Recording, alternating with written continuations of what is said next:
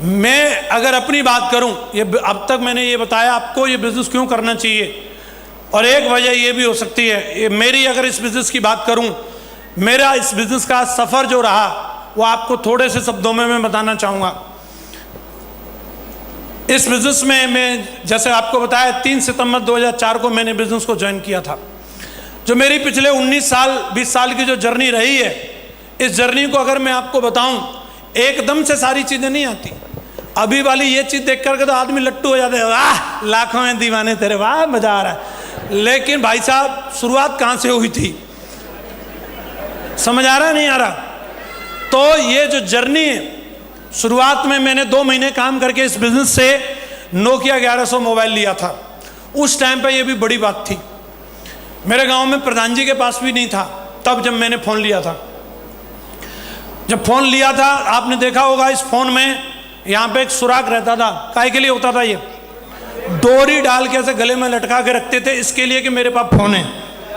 17 साल का था मैं तब मैंने फ़ोन ले लिया, और जब फ़ोन आता था कभी कभार बजता था, ये गुरुजी लोगों का ही आता था, दौड़ के गली में जाते थे, हेलो, लोगों को पता चलना चाहिए फ़ोन आ रहा है। मैं एकदम बहुत एक्साइटेड था, बिज़नेस की वजह से मोबाइल मिल गया। 6 महीने के अंदर अंदर मैंने इस बिज़नेस से स्प्लेंडर बाइक ले ली थी, और ये 2 अचीवमेंट 6 महीने के अंदर थे। पर्सनल मेरी खुद की बाइक थी, मेरी कमाई से एज एन स्टूडेंट, 18 साल की एज, और बाइक और मोबाइल 2 चीज़ मेरे पास थी, और मैं उस समय हवा में था एक्चुअली, या अलग ही। और मेरे एटीट्यूड की वजह से, मेरी मक्कारी की वजह से इसके बाद ऐसा ब्रेक लगा कि इसके आगे मेरे पास दिखाने के लिए कुछ है ही नहीं, कुछ भी नहीं, एक टाई तक नहीं। और यही एक इंपॉर्टेंट चीज है कि बाकी अगर मैं यहाँ अचीवमेंट दिखाऊंगा उसको देख के सब लट्टू होंगे, हाँ हाँ आन दो, हमारे को भी आन दो। लेकिन मेन बात यह है कि ये 2 चीज आने के बाद फिर नील बटा सन्नाटा, कुछ नहीं। 2006 निकल गया, एक टाई तक नहीं, 2007 निकल गया, 2008 निकल गया, सू की जय हो जय हो, मीटिंग में जाता है आ जाता है। शादी भी हो गई थी उस टाइम पे मेरी, पापा भी बन गया मैं। स्थिति ये थी, मेरे रिश्तेदार, मम्मी को चिंता रहती थी इसका क्या होगा, उनको बोलती थी इसका कुछ करवा दो, बोले सिक्योरिटी गार्ड में तो लगवा सकते हैं।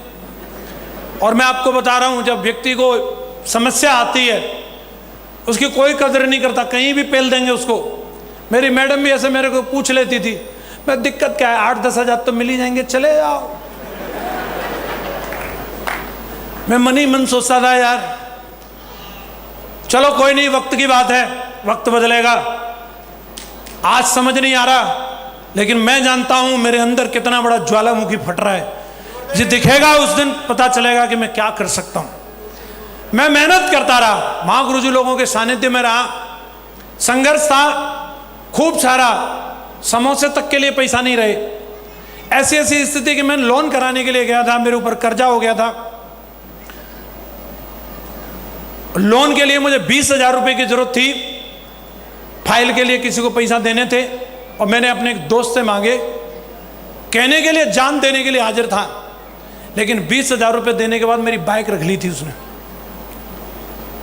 और मैं पिताजी को पता चल गया था कि इसने बाइक रख ली है, किसी को दे दी है, तो बात खुल गई। उन्होंने फिर साथ दिया। उसके बाद फिर उन्होंने बोला एक ही चीज़ कि सेफ शॉप ही करो, और कुछ करने की जरूरत नहीं है। और दिल से ऐसे ही मैं काम किया, मेहनत किया। मैं आपको एक बात बताना चाह रहा हूं, रात चाहे कितनी भी लंबी हो उसका अंत जरूर है, रात ही तो है, जीवन नहीं है वो, हमेशा रात नहीं रहने वाली, सुबह जरूर होती है। और मेरी सुबह हुई 2009 में, मेरा काम चलने लगा दोस्तों। इस दौरान बीच बीच में मैं मीटिंग ट्रेनिंग में हमेशा जाता रहा। ऐसा कभी नहीं हुआ कि मेरे पास पैसा नहीं थे तो मैं मीटिंग में नहीं जाऊं। 2007 में भी गया, कपड़े नहीं थे, ये फौजी साहब के कपड़े पहने मैंने, इनके यही लंबे आदमी थे और एक मैं था। आपको हंसी आ रही है, लेकिन कभी जिंदगी में मांग के कपड़े पहनने पड़े हों तब पता चलेगा। मैंने मांग के कपड़े पहने थे। तो ये, और उस समय मैं किसी अप्लायंस से कंप्लेंट नहीं कर रहा था, मैं छाती नहीं पीट रहा था कंपनी में जाकर के कि मेरा काम क्यों नहीं चल रहा है। मैं ये सवाल नहीं कर रहा था, सेफ शॉप पे शक नहीं था, सिस्टम पे सवाल नहीं कर रहा था। मैं अपने आप को एनालिसिस कर रहा था कि मेरे से गलती कहाँ हो रही है, मेरे से गलती कहाँ हो रही है और मुझे सुधार करनी है। लगातार फिर से दिशा में गया, फिर से चीज़ों को समझा, फिर से सुधार किया अपने अंदर और काम चला। 2009 से शुरुआत हुई, चेक आने लगे। पहला अचीवमेंट मैंने लिया लैपटॉप। कपड़े ठीक ठाक नहीं थे उस टाइम पे, जरूरी था मैं कपड़े ले लेता, लेकिन मैंने कपड़े नहीं लिए। मैं जान चुका था बिजनेस को बढ़ाने के लिए टूल्स की जरूरत है, लोगों को वीडियो दिखाने के लिए लैपटॉप चाहिए। लैपटॉप लिया कॉम्पैक्ट का, काम इतना धुआंधार किया, बिल्कुल वनवास लेकर के काम किया। काम चल पड़ा था, लोग आ चुके थे। मैंने कभी भी इफ नो बट नहीं किया, कहीं भी जाना पड़े, क्योंकि बमुश्किल से तो टीम मिली है और इस टीम को मैं जाने नहीं दूंगा। एक एक व्यक्ति को संतुष्ट करने के लिए, उसको सपोर्ट सहयोग करने के लिए मुझे चाहे 2000 किलोमीटर दूर जाना पड़े, मैं कभी ये नहीं पूछता था कितनी दूर आना है, बस मैं पहुंच जाता था। और उसका रिवार्ड ये मिला, 2010 में मेरे पास कार आ गई, मेरी पर्सनल कार, एसी कार। उस टाइम पे ये भी बड़ी बात थी। और ये गाड़ी ली, ये भाड़े के लिए नहीं थी, बारात ढोने के लिए नहीं थी, ये मेरे लिए थी, सेफ शॉप की वजह से। जब ये कार मेरे पास आई, मेरे लिए इतना बड़ा सुकून था। मेरे कपड़े सामान सब इसी में रहता था और कभी परवाह नहीं करता था, रूम नहीं है, रुकने की जगह नहीं, कहीं भी ढाबे पे लगाया और आराम से सो गया। और सुबह उठा, वहीं नहाया, महागुरु जी तौलिया वोलिया सब दिलवा दिए थे और वहीं पराठे खाए और फिर शुरू। मैंने इस कार से क्या लखनऊ, इलाहाबाद, बनारस, गोरखपुर, आजमगढ़, जोधपुर, जैसलमेर, बीकानेर, चूरू सब नाप डाला। चलती रहती थी धुआंधार। और इतनी मेहनत करी, इतना काम किया कि जो मेरा ड्रीम लेवल था, ये जोधपुर की टीम है मेरे साथ, जिन्होंने कंधे से कंधा मिलाया, ड्रीम टीम बनाई, संस्कार डाले उन लोगों के अंदर और ड्रीम टीम बनी।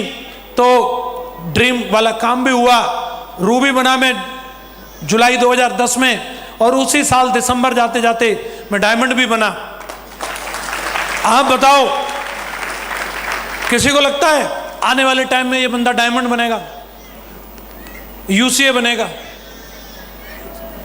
वही है जिसको चपरासी के लिए बोलते थे। शायद हो सकता चपरासी वाले भी सिक्योरिटी वाले भगा देते मुझे, ये तो मेरे जियाजी बोल रहे थे, बाकी पता नहीं मिलती कि नहीं, फर्क नहीं पड़ता आप आज कैसे दिखते हैं, लेकिन जीवन बदलता है और जिंदगी बदली। 3 अप्रैल 2011 को मैं इस बिजनेस में डायमंड बना। ये है असली फोटो डायमंड वाली। ड्रीम लेवल हासिल किया, डायमंड बन गया। तो इसका मतलब ये नहीं घर में बैठ जाऊंगा। डायमंड बनने के बाद तो मैंने इतना काम किया, इतनी मेहनत करी, क्या दिन क्या रात, 2-2 बजे 3-3 बजे तक मैं लोगों से मिलता रहता था और एक ही अपना मिशन रहता था। ये वीडियो, ये उसमें से स्क्रीनशॉट लिए मैंने, ये वीडियो रहता था, ये चलवाते थे मीटिंग में, फिर मैं पहुंच जाता था। और नहीं मिला, चाहिए क्या? बोला हाँ चाहिए। तो बैठ के सुनो फिर मेरी बात। और लोगों को इतना समझा के काम किया। 28 फरवरी 2013 को धमाका हो गया, BMW कार लेकर के आया मैं।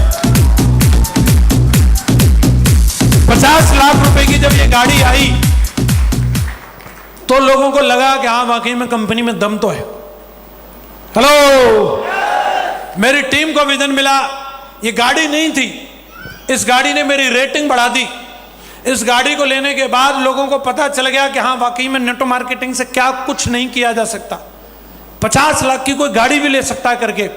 और मैं रुका नहीं दोस्तों, ट्रांसफॉर्म होती चली गई मेरी जिंदगी इस बिजनेस की वजह से।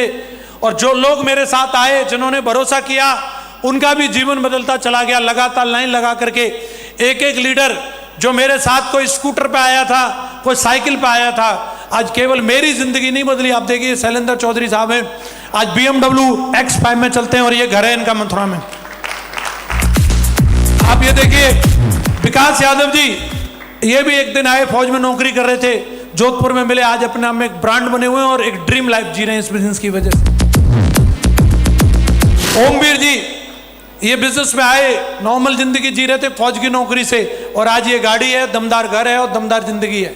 लाल बहादुर शर्मा जी, जब इनकी डीडी लगाई थी मैंने, तब लोग मेरे को कोस रहे थे, वो तेरे से बड़ा पापी कोई होगा नहीं, गरीब ब्राह्मण को लूटा तूने।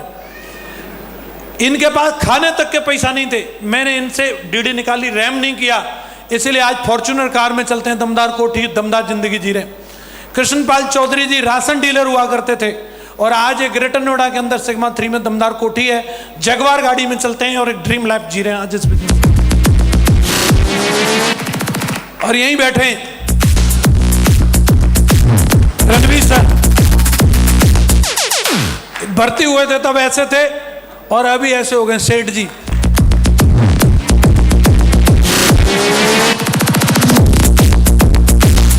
आज करोड़ों रुपए के घर में रहते हैं, घर पर जाइएगा आप, बिल्कुल एकदम आपको 5 स्टार फैसिलिटी वाला मामला है। तो जिंदगी मेरे साथ साथ जो लोग आए उनका भी जीवन बदल रहा है और लगातार लोगों के जीवन में परिवर्तन आ रहे हैं। मैं अगर अपनी सक्सेस जर्नी को देखूं, आप हिसाब लगाना, इन 20 सालों में सेप सॉप करने के बाद अगर आपको ये सब मिले तो आपको काम करना चाहिए कि नहीं करना चाहिए। एक एक हफ्ते का 7 लाख, एक एक महीने में 20 लाख, एक एक हफ्ते में 19,82,000,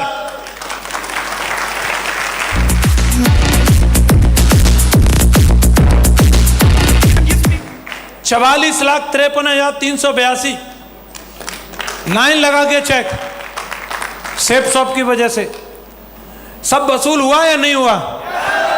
कितनी बार इस सूत मिल चौराहे से सादाबाद के लिए ट्रक में लटक के गया हूं मैं बता नहीं सकता कितनी बार। मुझे ये भी पता रहता था कौन सा टैंकर वाला है जो बिठा के ले जाएगा, मुझे सबको याद हो गए थे, सब इतने चक्कर लगाता था मुझे। और आज जो हाथों में फावड़ा और गांव में घूमते थे, आज उन्हीं हाथों में BMW का स्टीयरिंग है। ये मेरी धर्मपत्नी, शादी होती है सबकी, मेरी कोई अलग से नहीं हुई, सबकी होती है। बड़े बड़े वादे करते हैं, बन जा तू मेरी रानी तेनू महल दिला दूंगा, फिर उसी रानी से पोंछा लगवा रहे हैं, गोबर ढो रही है रानी, हालत खराब। वादा मैंने भी किया, वादा पूरा किया, आज एकदम ड्रीम लाइफ जी रही है। हाथ में गोबर नहीं, गिटार है। समझ आ रहा नहीं आ रहा? Dream life. ये घर है मैंने मम्मी पापा के लिए दिया है मथुरा में, मैं अभी फिलहाल नोएडा में रहता हूँ। और एकदम इस बिजनेस की वजह से पहली विदेश यात्रा थाईलैंड गया था मैं, इसके बाद Nepal, Malaysia, Singapore, Hong Kong, Macau, Paris, Switzerland, चेक, Slovakia, Austria, Hungary, Russia, Maldives, Turkey, Vietnam, इतने सारे देशों में जा चुका हूँ और एक एक देश में 5-5, 6-6 बार भी जा चुका हूँ। ये मेरी फर्स्ट फॉरेन ट्रिप थी। इस ट्रिप में मैं गया था, 200 रुपए की ये टी शर्ट थी जो मैं यहाँ से लेके गया था, इसी को पहन के घूम रहा था। फिर महागुरु जी श्री चतुर्वेदी सर को दिख गया कि ये यही टी शर्ट में घूमता रहता है, तो ये वाइट टी शर्ट गुरु जी ने वहाँ से दिलाई थी 100 बात की। ये हालत थी मेरी पहली फॉरेन ट्रिप पे। वहाँ जाने के लिए 30,000 रुपये चाहिए, वो गुरुजी ने अरेंज करके दिलवाए थे मुझे कंपनी में। टारगेट कर दिया था पर और कोई जुगाड़ नहीं थी मेरे पास, पहली विदेश यात्रा का। उसके बाद फिर महागुरु जी लेके गए नेपाल, थोड़ी हालत सुधर गई थी। महागुरु जी भी हमारे टोपी लगा के देख लो, ठीक है। तो उसके बाद की बीच की फोटो है नहीं मेरे पास, लेकिन इन शॉर्ट आपको बता रहा हूं। पुलिया से पेरिस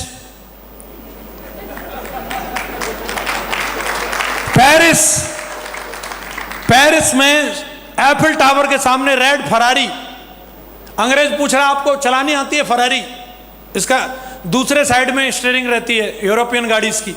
मैंने कहा जो आदमी गांव का ट्रैक्टर चला सकता है वो कोई भी गाड़ी चला सकता है, तू दे हम चलाएंगे। धुआंधार उड़ा दी, मीटर तान के पों पों। मैं बता रहा हूं लोग मर जाते हैं, जीवित फरारी देखी नहीं होगी, सफारी नहीं बोला, फरारी। समझ आ रहा है? स्विट्जरलैंड, और मेहरिया भी संग रहती है, मस्त जिंदगी जी रही है। देखो बुलेट ट्रेन में घूम रही है, रसिया में खड़ी है। एक ही काम रह गया इसका, बड़े बड़े सेलिब्रिटीज को फॉलो करती है और ढूंढती रहती है कि कौन सी स्टाइल में फोटो खिंचानी है, स्टाइल बनाती रहती है बस। ये एक समय था 100 रुपए की टी शर्ट और आज का समय, मैडम ने जो ड्रेस पहनी है ये ब्लैक एंड व्हाइट, 80,000 रुपए की महागुरु जी ने दिलवाई थी रिप्ले की।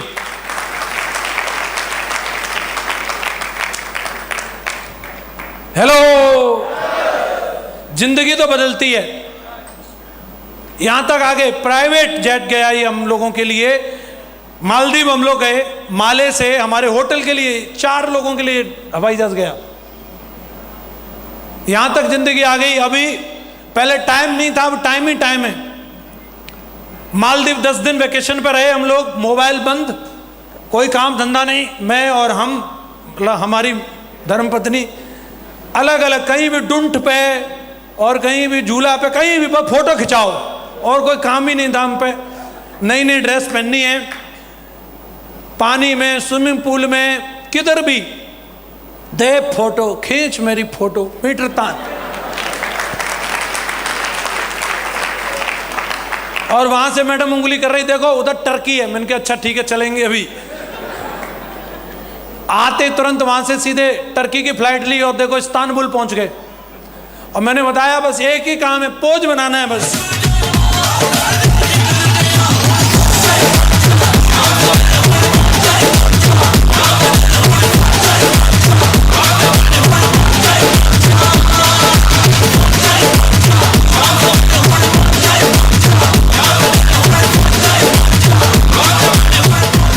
वहां भी कंपनी ने घूमने के लिए मर्सिडीज दी थी, क्योंकि कंपनी को मालूम है टाइगर हमारे यहाँ पे BMW मर्सिडीज से नीचे नहीं चलते, इसी में चलते थे हम लोग।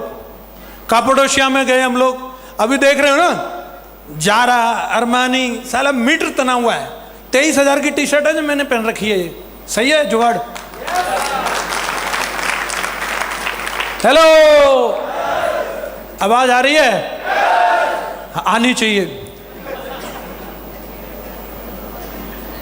वहां पे हम सबसे महंगे होटल में रुके थे, कापाडोशिया के सबसे महंगे होटल में। हमारी बालकोनी से ये सुबह 5 बजे का दृश्य था। इस दृश्य को देखने के लिए बड़े बड़े सेलिब्रिटीज का सपना होता है। ये बैलून उड़ रहे हैं पीछे और हम लोग अपने रूम के बाहर खड़े थे। ये कंप्यूटर से बनाई हुई फोटो नहीं है, ये रियल है, इसे हम जी के आए। फिर वहां से आने के बाद वियतनाम, बीच में थाईलैंड भी गया। मैं डाली नहीं फोटो, बहुत ज़्यादा है, पक जाओगे आप लोग। महागुरु जी लोगों का साथ रहता है, सेलिब्रिटियों की तरह जिंदगी है। एक झलक दिखा, थोड़ा इसको आवाज़ देना, क्या फीलिंग है, राजा महाराजाओं की तरह। सही है जुगाड़? बस तो और क्या है, यही बता रहा था मैं। जब तक आप खुद को पसंद नहीं करेंगे तब तक दुनिया आपको पसंद नहीं करेगी। किसी को नहीं लगेगा कि आप डायमंड हैं, आपको लगना चाहिए मैं डायमंड हूं। हेलो, मुझे देख के नहीं लगता था किसी को, लेकिन मुझे लगता था। आप में से किस किस को लगता है कि मैं डायमंड हूं? इस भरोसे को अपने अंदर बना के रखना। लोग मिलेंगे इस सपने को चुराने वाले, अलग अलग बातें करने वाले, बस इस सपने को अपने अंदर से जाने मत देना।